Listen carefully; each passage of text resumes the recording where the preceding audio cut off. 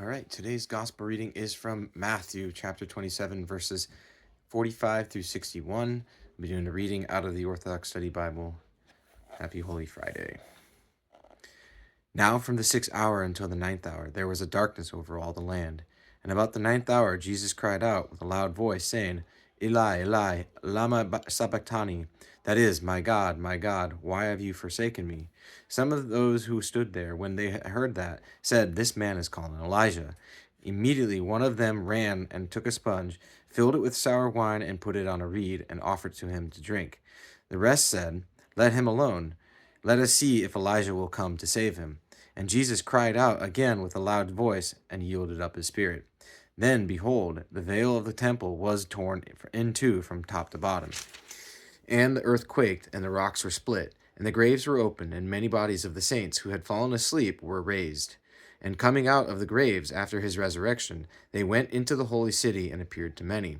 So when the centurion and those with him who were guarding Jesus saw the earthquake and the things that had happened, they feared greatly, saying, Truly, this was the Son of God. And many women who followed Jesus from Galilee, ministering to him, were there looking on from afar, among whom were Mary Magdalene, Mary the mother of James and Joseph, and the mother of Zebedee's sons. Now, when the evening had come, there came a rich man from Arimathea, named Joseph, who himself had also become a disciple of Jesus. This man went to Pilate and asked for the body of Jesus. Then Pilate commanded the body to be given to him. When Joseph had taken the body, he wrapped it in a clean linen cloth and laid it in his new tomb, which he had hewn out of the rock. And he rolled a large stone against the door of the tomb and departed. And Mary Magdalene was there, and the other Mary sitting opposite the tomb. Some explanation here.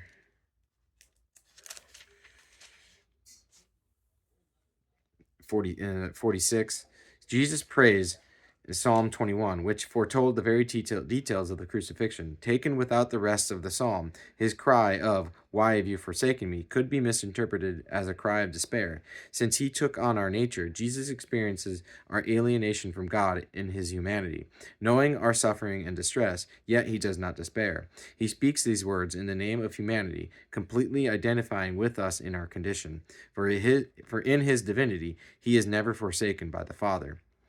In verse 50, yield up his spirit. Christ's death was voluntary to the end, for even on the cross his life could not be taken from him against his will. Christ accepts death on the cross, neither to receive the Father's punishment on our behalf, nor to satisfy the Father's need for blood justice, as if God would demand such things, but so that by entering death as the divine Son of God, he can destroy this last enemy, which is death itself. In verse 51, the veil that separated the most holy place from the rest of the temple was a symbol of the separation between God and man. Christ's death opens the way into the presence of God for all people, giving people access to that which is the most holy of all, God himself. In many Orthodox churches, there is a curtain between the altar and the nave, which is drawn open during the liturgical services to emphasize that communion with God, which was at one time sealed off from humanity, is now available to all who approach in faith. Verses 52 and 53. The completeness of the salvation won by Christ is signified in the resurrection of the saints from the Old Testament. This guarantees the promise given to Ezekiel that God can and will one day open the graves of all mankind. The saints entering the holy city is an icon of resurrected humanity entering the heavenly Jerusalem. 54. The centurion, a Gentile, realizes Jesus has dominion over nature and therefore acknowledges him as Son of God. Tradition knows this soldier as Saint Longinus.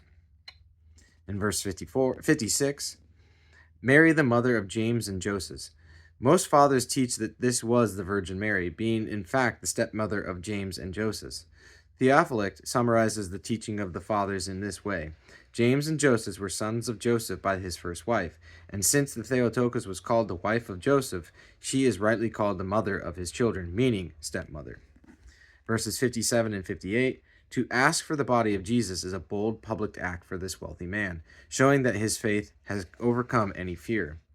And verse 60, he is buried in a new tomb so that no suspicion might later arise that another had risen instead of Christ. Amen.